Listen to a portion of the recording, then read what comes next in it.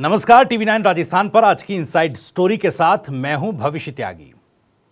एक तरफ तो राजस्थान में एक राज्यसभा सीट पर जो उपचुनाव होना है उसकी घोषणा निर्वाचन आयोग की तरफ से की गई है।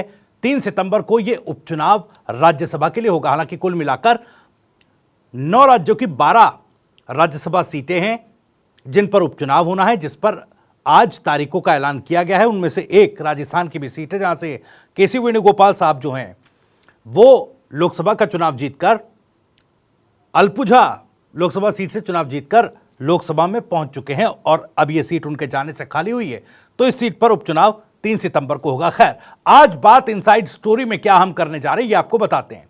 दरअसल राजस्थान में 5 सीटों पर, विधानसभा की 5 सीटों पर उपचुनाव भी होने हैं, ये आप बेहतर जानते हैं। लेकिन उससे पहले क्यों राजस्थान की सियासत उबाल मार रही है? दरअसल उबाल इसलिए मार रही है क्योंकि जिस तरीके से बीते दिनों में कांग्रेस के विधायक मुकेश भाकर का निलंबन हुआ, उसके बाद से दोनों ही दल, कांग्रेस और बीजेपी, एक दूसरे पर हमलावर हैं। हमलावर इतने हैं कि नेता प्रतिपक्ष टीकाराम जूली ने तो यह तक कह दिया कि बीजेपी सरकार इस देश में और राजस्थान में भी बांग्लादेश जैसा माहौल बना रही है। अब सुनिए पहले क्या कुछ कहा टीकाराम जूली ने, उसके बाद आगे बढ़ते हैं कि आखिर उनके ये कहने के पीछे की वजह क्या है। देखिए, मैं ये कहना चाहूँगा, ये खुद ही इस प्रकार के हालात बांग्लादेश जैसे पैदा करना चाह रहे हैं। मैं कहना चाहूँगा, हमारे देश हिंदुस्तान की, भारत की ये खूबसूरती थी कि बाबा साहब अम्बेडकर के संविधान को और प्रजातंत्र को, लोकतंत्र को कांग्रेस ने बचा के रखा। ये लोग जब से सत्ता के अंदर आए हैं ये लोकतंत्र को कमज़ोर कर रहे हैं। ये हमारी खूबी इसलिए थी कि चाहे श्रीलंका हो, चाहे पाकिस्तान हो, चाहे बांग्लादेश हो, सब जगह तख्ता पलट हुआ है, लेकिन हमारे देश के अंदर हमेशा प्रजातंत्र का राज जो है कायम रहा है। वो खूबसूरती कांग्रेस लेके आई थी। इनकी तरह कभी भी विपक्ष को और आम पब्लिक को डिवाइड करने का काम हम लोगों ने नहीं किया। आज जिस प्रकार के हालात ये पैदा कर रहे हैं, ये मैं समझता हूँ पूरे देश के लिए बहुत ही खतरनाक साबित हो सकते हैं।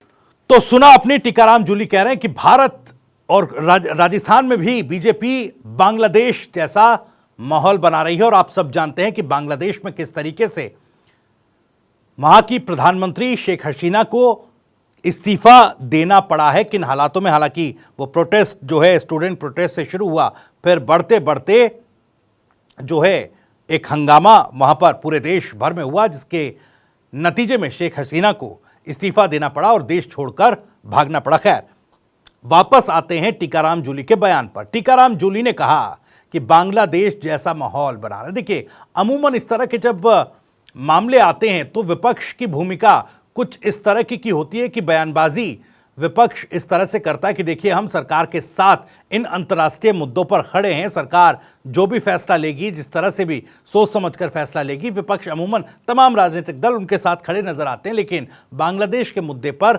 लगातार कांग्रेस की तरफ से और खास करके राजस्थान में टीकाराम जूली आखिर ये क्यों कह रहे हैं, ये आपको बताने की कोशिश करता हूं। देखिए, विधानसभा के भीतर विधानसभा का बजट सत्र जो है खत्म हो चुका है, उसकी जो तमाम बैठकें थी खत्म हो चुकी हैं। अब विधानसभा में कांग्रेस ने तमाम मुद्दे उठाए, चाहे पीने के पानी का मुद्दा हो, बिजली कटौती का मुद्दा हो, किरोड़ी लाल मीणा के इस्तीफे का मुद्दा हो, या फिर पब्लिक प्रोसिक्यूटर की नियुक्ति का मुद्दा हो। इन तमाम मुद्दों पर सरकार को पुरजोर तरीके से घेरने की कोशिश जो है कांग्रेस ने की। सदन में खूब हंगामा हुआ, खूब बहस हुई सत्ता और विपक्ष के बीच में। लेकिन सत्र खत्म होते होते जो एक नैरेटिव या यूं कहें कि जिस तरीके से सरकार को घेर कर अपने पक्ष में कांग्रेस एक माहौल बनाने की कोशिश कर रही थी, कांग्रेस उसमें कामयाब होती नहीं दिख रही है। पब्लिक प्रोसिक्यूटर की नियुक्ति में जो धांधली का मामला उठाया बीते दिन बजट सत्र के आखिरी दिनों में कांग्रेस पार्टी ने, वो मुद्दा भी एक तरीके से कहें तो हंगामे की परिधि के भीतर तो आया, लेकिन इसमें उल्टा कांग्रेस जो है पार्टी गिरती दिखाई दी। दरअसल पब्लिक प्रोसिक्यूटर का मामला, उसकी नियुक्ति का मामला जब उठाया तो कांग्रेस पार्टी के विधायकों ने सदन में धरना भी दिया। धरने में एक वीडियो अशोक चांदना की सामने आई जिसमें वो बड़े नेता बनने के लिए महिला विधायकों को पैर दबाने की बात कह रहे हैं। ये वीडियो बीजेपी के प्रदेश अध्यक्ष मदन राठौर ने शेयर कर दी। कांग्रेस जो पब्लिक प्रोसिक्यूटर के मामले पर सरकार को घेरने की जुगत में थी, वो कहीं ना कहीं इस धरने में इस तरह की वीडियो सामने आने के बाद खुद बैकफुट पर आ गई। इसके साथ साथ और भी चीजें हैं। मुकेश भाकर को निलंबित कर दिया गया, उनकी एक्टिविटीज को लेकर, उनके व्यवहार को लेकर। यहां पर भी एक झटका कांग्रेस पार्टी को लगा।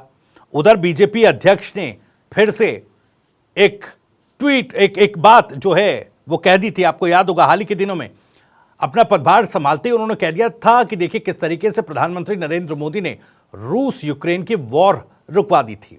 अब देखिए ये जो स्टेटमेंट बीजेपी प्रदेश अध्यक्ष ने दिया, अब इस स्टेटमेंट की जो सच्चाई है वो आप बेहतर जानते हैं, क्योंकि मिनिस्ट्री ऑफ एक्सटर्नल अफेयर्स यानी कि विदेश मंत्रालय ने इस सवाल पर अपना जवाब दिया था। आप YouTube पर या Google पर सर्च करेंगे तो आपको मिल जाएगा कि विदेश मंत्रालय ने इस मामले में सीधे तौर पर इनकार किया था कि इस तरह से किसी भी वॉर को रुकवाया नहीं गया है। आप जाकर इंटरनेट पर 2 मिनट का समय लेकर सर्व करेंगे तो भी यह सच्चाई आपके सामने होगी।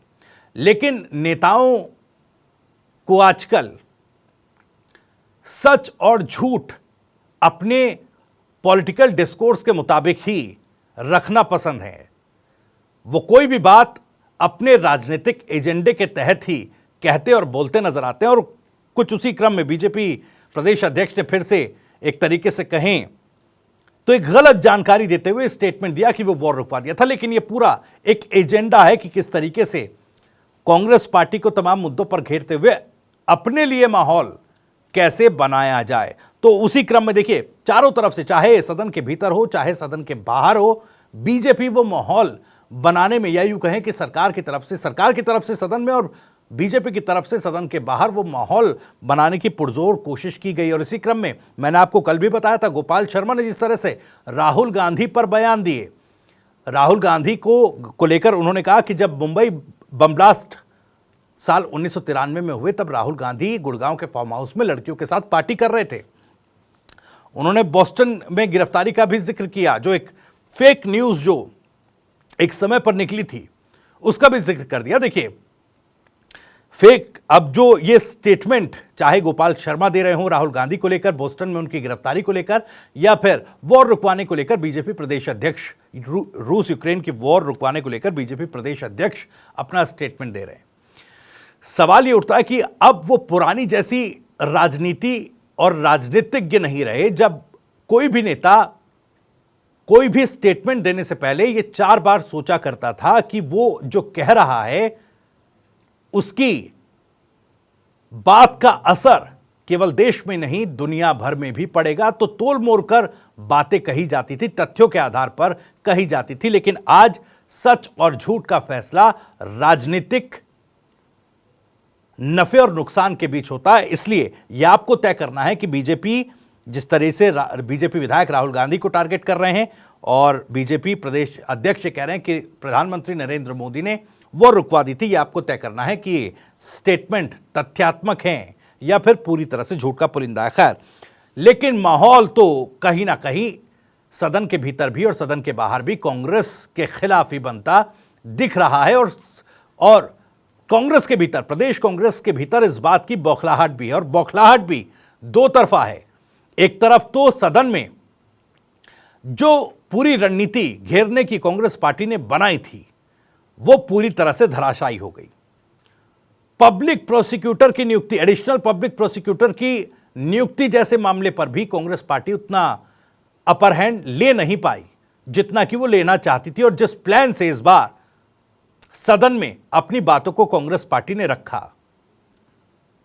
दूसरी तरफ राहुल गांधी पर डायरेक्ट अटैक जिस तरीके से बीजेपी विधायकों और बीजेपी प्रदेश अध्यक्ष ने किया, माफ कीजिएगा, बीजेपी विधायक ने किया, गोपाल शर्मा, उसके बाद से कांग्रेस पार्टी दो तरफा एक तरीके से कहें तो घिरती हुई नजर आ रही है। और इसीलिए कहीं ना कहीं राजस्थान की राजनीति में उबाल आया है और कांग्रेस पार्टी मुखर होकर अब बयानबाजी कर रही है। और इस मुखरता के बीच कांग्रेस पार्टी और यूं कहें कि नेता प्रतिपक्ष ने जो बयान दिया, उसी क्रम में यह बयान दिया जिसमें वो कह रहे हैं कि बीजेपी